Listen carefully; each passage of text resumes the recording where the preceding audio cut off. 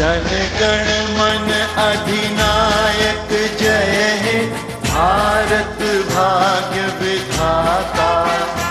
पंजाब सिंध गुजरात मराठा द्राविड़ उत्कल बंगा।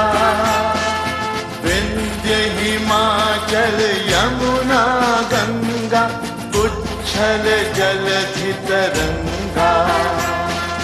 तव शुभ नामे जागे तव शुभ आशीष मागे। गाहे तव जय गाथा जन गण मंगल दायक जय हे भारत भाग्य विधाता। जय हे जय हे जय हे जय जय जय जय हे। महात्मा गांधी की, महात्मा गांधी की, महात्मा गांधी की, सरदार वल्लभ भाई पटेल की, सरदार वल्लभ भाई पटेल की, सरदार वल्लभ भाई पटेल की। वंदे वंदे आजादी आजादी आजादी। जय जवान जय जवान जय जवान। वंदे वंदे वंदे। भारत माता की, भारत माता की, भारत माता। बाजू पर मापले 6 से थे। एक साथ अड्डा की मिलाद काल से पहला दाव शुरू करेंगे। शुरू कर।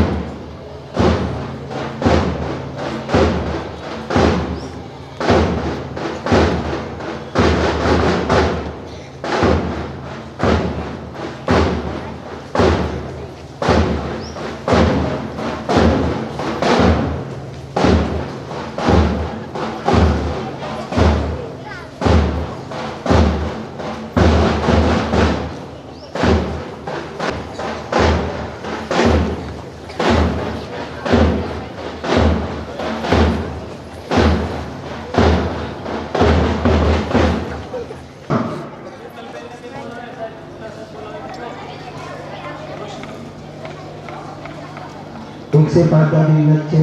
1 से 5 दाव की मिनट ताल से शुरू करेंगे। शुरू कर।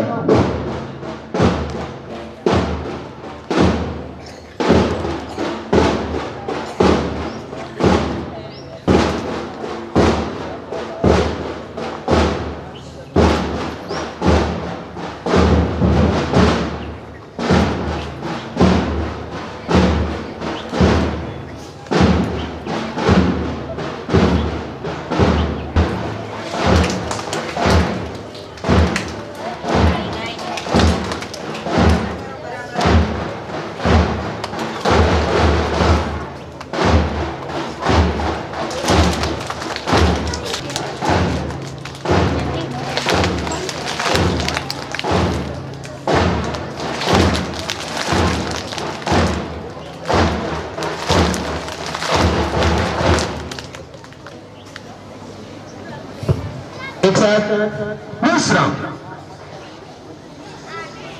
હવે આગળના કાર્યક્રમમાં દોર હેમંતભાઈ સંભાળશે। ધામથી ઉજવીએ છીએ। આપણને સૌને ખબર છે કે દેશને આઝાદી અપાવવા માટે ઘણા નામી અનામી લોકોએ શહીદી વહોરી છે।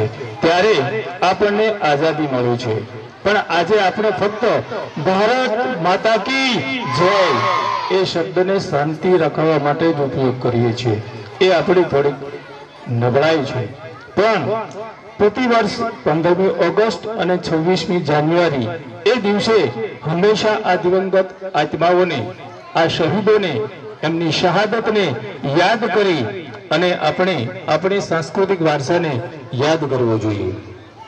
બાળકોમાં પણ આ સાંસ્કૃતિક વારસાનું આરોહણ થાય એ હેતુસર દરેક શાળાની અંદર એક નાનકડી સાંસ્કૃતિક ઝાંખી રજૂ કરવામાં આવે છે.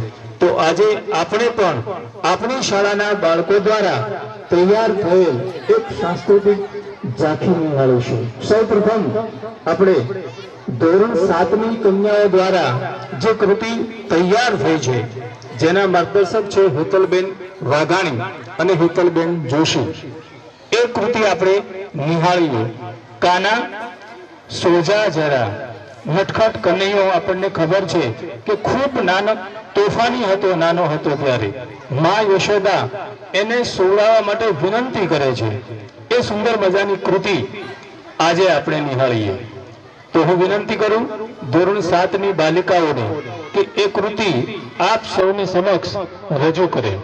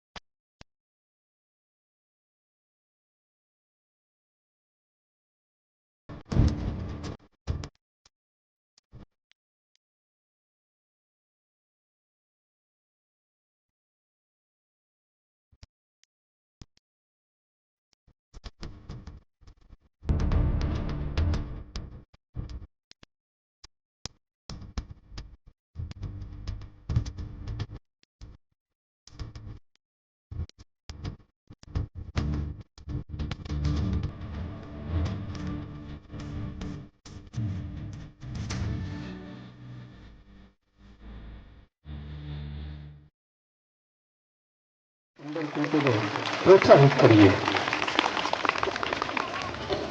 હવે મકવાણા બંસી ધોરણ 7 ગુજરાતીમાં આપણે એની પાસેથી વક્તવ્ય સાંભળીએ. અતિથિઓ અને તથા મારા વહાલા ભાઈઓ બહેનો, નમસ્કાર. 26 જાન્યુઆરી એ આપણો રાષ્ટ્રીય તહેવાર છે.